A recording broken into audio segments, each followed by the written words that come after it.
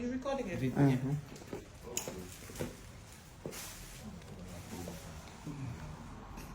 Hey. Be gentle. I all under that is. Yeah. You take the other one of his.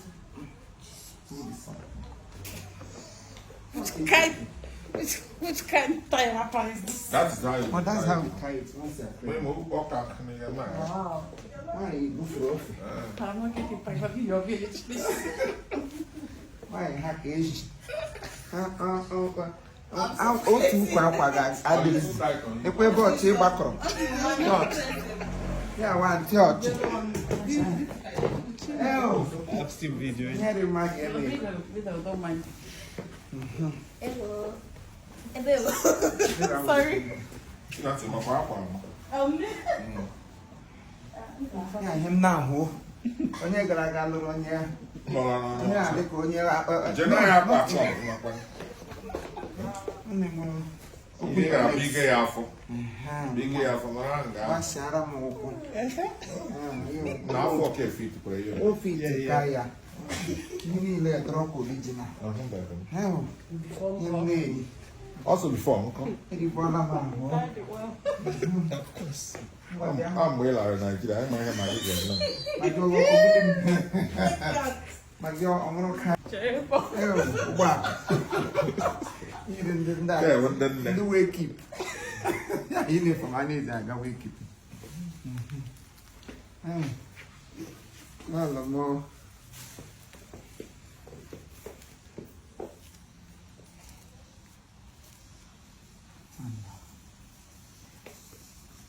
Oh, let me see your face. Beautiful wife of Chief Imo. Anybody that competed with you will go to hell. Even Maggie. Yeah, Maggie is already in the hell. Because, go on. Maggie is all forbidden.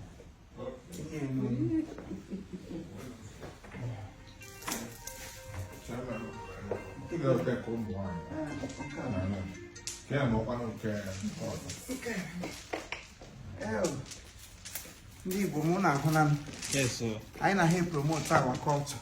Yes. Ndị na-ana ahụ ihe ọma. Ọ ga-ebuzo anya ihe ma na-afọ akwa isi. Ọ ga-aba ka echefu ihe dị n'otu. Hello, mommy. Isi ahụ. Ewela. Mommy. Also, I got one back.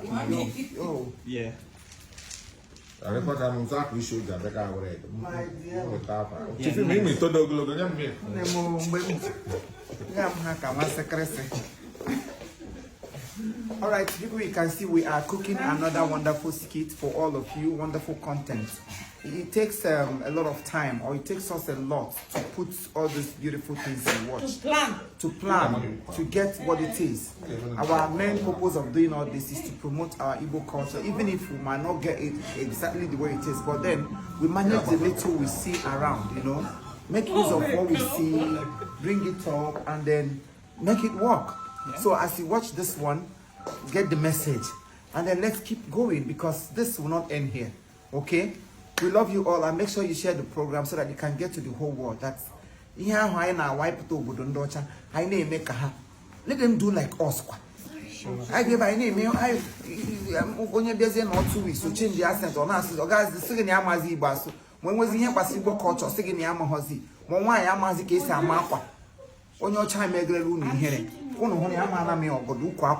This is how original African woman is to appear as, or is to appear in, or is to be appeared into her appearances. Or would I in English or better appear? I don't go kill myself another person language. So let the Igbo people come speak Igbo, make I see. So with the try, I remove cap for all of us that are speaking another man's language. Kedu. Or the ma. Kedu Kime. What's my name? Kedu Kime. Kedu. How do you do? Kedu Kime. Fine. Or the ma. Say the mama. No, that one. Say the mama. The mama. Susu mono. Susu mono. I hear what I'm. Look at camera.